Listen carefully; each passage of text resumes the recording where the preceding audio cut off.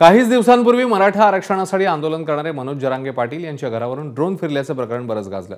असाच काहीसा प्रकार बीडमधल्या अनेक गावांमध्ये समोर आलाय, ज्यामुळे लोकांमध्ये भीतीचं वातावरण आहे। पोलिसांना मात्र या ड्रोनचा थांगपत्ता लागला नाहीये। पाहूया या संपूर्ण प्रकाराचा हा स्पेशल रिपोर्ट।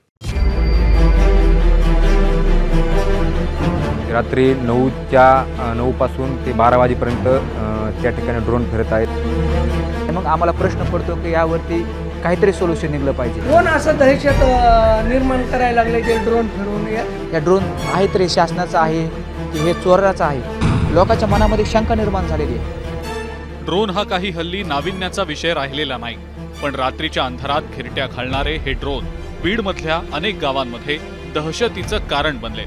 चिंचवडमध्ये ड्रोनची बातमी कळताच लोकांनी रस्त्यावर धाव घेतली।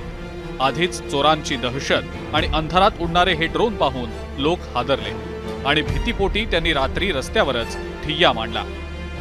ग्रामीण भागामध्ये खूप मोठ्या प्रमाणामध्ये महिला असतील, आबालवृद्ध असतील, म्हणजे त्यांना आयुष्यात कधी म्हणजे नाही का रात्रीच्या दरम्यान कधी ड्रोनच बघितला नाही। म्हणजे एक त्यांना वाटतं नेमकं कशामुळे हा ड्रोन फिरत आहे आणि त्या ड्रोनच्या माध्यमातून एक नागरिकांमध्ये एक भीतीचं वातावरण निर्माण झालं आहे। केवळ चिंचवडच नाही तर धारूर तालुक्यातल्या धनकवड, पहाडी, पारगाव, दहीफळ या गावांवर सुद्धा अशाच गिरट्या घालणारे ड्रोन दिसले। किमान 30 गावातल्या लोकांनी हे आगंतुक ड्रोन पाहिल्याचं सांगण्यात येत आहे। माग काढण्यासाठी गावकऱ्यांनी ड्रोनचा पाठलाग देखील केला, पण ते कुठून ऑपरेट होत आहेत याचा थांगपत्ता काही लागला नाही। आज तरुण असतील, वयोवृद्ध असतील, लहान बाळ असतील, महिला भगिनी असतील, हे स्वतःचा जीव धोक्यात घालून त्या ड्रोनच्या घिरट्यामुळे ते जीव धोक्यात घालून आज रात्रभर झोपत नाहीत। म्हणजे याच्यामुळे पुढे भविष्यात जिल्ह्याला, शहराला, गावाला धोका होऊ शकतो। अशा ह्याच्यामध्ये पोलीस प्रशासनाने तात्काळ योग्य ती दखल घेऊन कारवाई करणं आवश्यक आहे।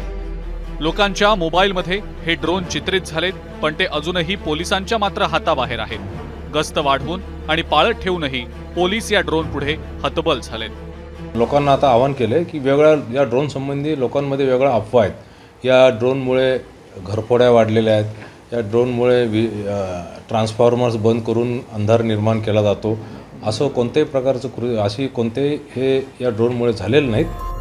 काही दिवसांपूर्वी मराठा आंदोलक मनोज जरांगेंच्या घरावरून देखील ड्रोन उडल्याची घटना घडली होती।